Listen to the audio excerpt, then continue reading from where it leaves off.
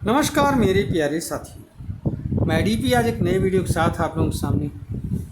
और मेरा आज का ये वीडियो मुख्यतः एससीओ समिट में राजनाथ सिंह की उपस्थिति इस पर है। लेकिन आइए वीडियो को शुरू करने से पहले हम अपने उस भारत माता के वीर सपूत ग्रुप कैप्टन शुभांशु शुक्ला को बधाइयाँ दें और चीयर्स अप करें कि भारत के पहले यात्री बने हैं इंटरनेशनल स्पेस स्टेशन पर कदम रखने वाले, पहले भारतीय, भारत के पहले नागरिक। वैसे तो इससे पहले कल्पना चावला भी गई हैं और आपकी क्या नाम है सुनीता विलियम्स भी गई हैं, लेकिन वो भारतीय मूल की थी। ग्रुप कैप्टन शुभांशु शुक्ला पहले भारतीय बन गए जिन्होंने इंटरनेशनल स्पेस स्टेशन पर कदम रखा। वो कुछ ग्रेविटी से संबंधित रिसर्च करेंगे और उसके बाद में वापस आ जाएंगे। इससे पहले 1984 में कैप्टन राकेश शर्मा अंतरिक्ष में जाने वाले पहले भारतीय बन गए थे। आइए हम लोग बात करते हैं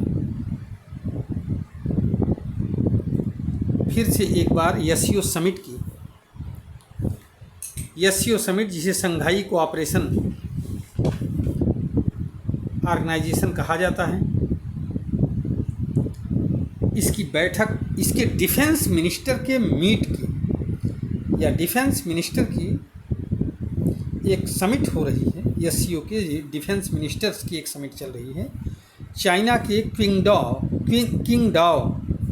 प्रोविंस में, शहर है किंगडाओ, वहाँ पर चल रही है। अब ये बैठक हमारे लिए बहुत महत्वपूर्ण हो गई क्योंकि इसमें भारत के रक्षा मंत्री राजनाथ सिंह उपस्थित थे। उन्होंने अपने भाषण में पहलगाम टेरर अटैक का जिक्र किया और पाकिस्तान का नाम लिए बगैर कहा कि कुछ देश टेररिज्म को बढ़ावा दे रहे हैं और टेररिस्ट की मौत पर मातम मनाते हैं। उन्होंने ये भी सलाह दिया कि एससीओ को टेररिज्म पर न्यूट्रल रहना चाहिए, अगर ऐसा नहीं है तो फिर बेकार है। उसके बाद में इतना सब होने के बाद में एक ज्वाइंट स्टेटमेंट जारी किया गया। लेकिन आश्चर्य क्या था?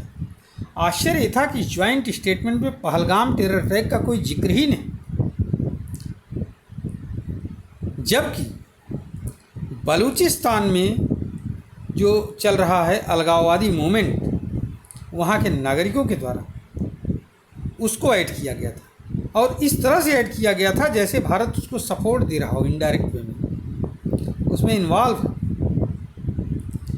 और इसकी वजह से राजनाथ सिंह जी काफ़ी खफा हो गए और उन्होंने ज्वाइंट स्टेटमेंट पर दस्तखत करने से ही मना कर दिया और इस तरह से ज्वाइंट स्टेटमेंट जारी ही नहीं हो पाया। क्योंकि ज्वाइंट स्टेटमेंट तभी जारी हो सकता है जब सारे सदस्य देश सहमत हों।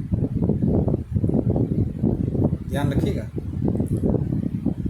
इससे पहले ख्वाजा आसिफ जो पाकिस्तान के डिफेंस मिनिस्टर हैं वो भी गए हैं।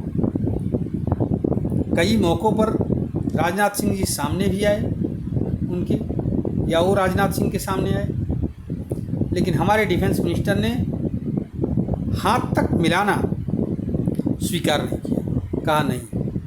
यह मोदी की उस फर्म नीति को बताता है, दृढ़ नीति को बताता है कि आतंकवाद और बातचीत एक साथ नहीं हो सकता। आतंकवाद को हम युद्ध की तरह लेंगे और जो हमारे खिलाफ आतंकवाद की कार्रवाई करेगा मैं उसको उसी तरह से जवाब दूंगा जैसे युद्ध में जवाब दिया जाता है।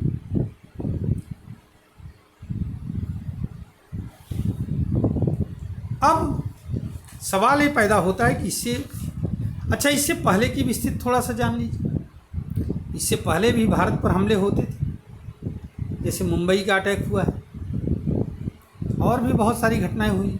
लेकिन भारत के उस समय के प्रधानमंत्रीगण, जो तत्कालीन उस समय कांग्रेस गवर्नमेंट थी, उसके प्रधानमंत्री वगैरह जाकर के इस तरह से इग्नोर नहीं करते थे, वो बातचीत करते थे।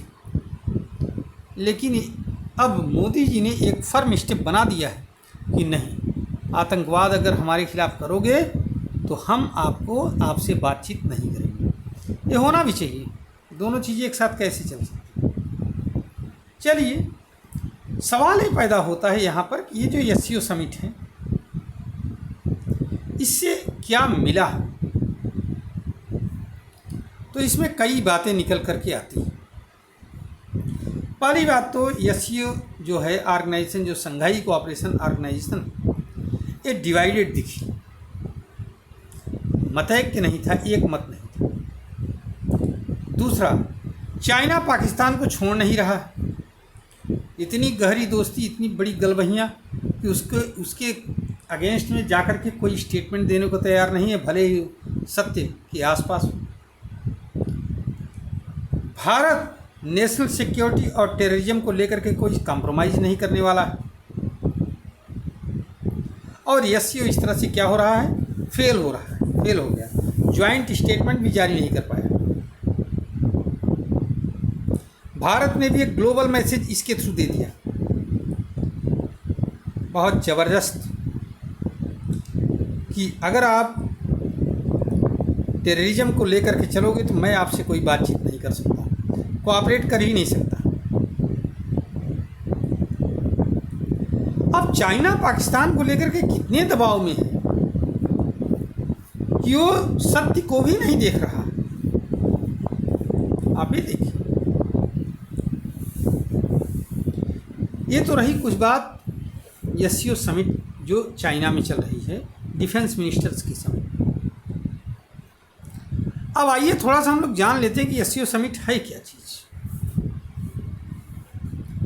तो एससीओ समिट संघाई कोऑपरेशन ऑर्गेनाइजेशन है, एक यूरेशियन अलायंस है।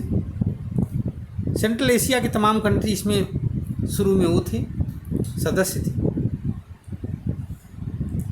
ओरिजिनल मेंबर्स में इसके चाइना, रसिया, कजाकिस्तान, किर्गिजिस्तान और उज्बेकिस्तान थे। 2001 में इसकी स्थापना हुई थी। 2017 में इंडिया और पाकिस्तान इसके मेंबर बने और 2023 में ईरान भी इसका मेंबर बन गया। और इस तरह से कुल 9 कंट्रीज हैं जो कि इसकी मेंबर हैं।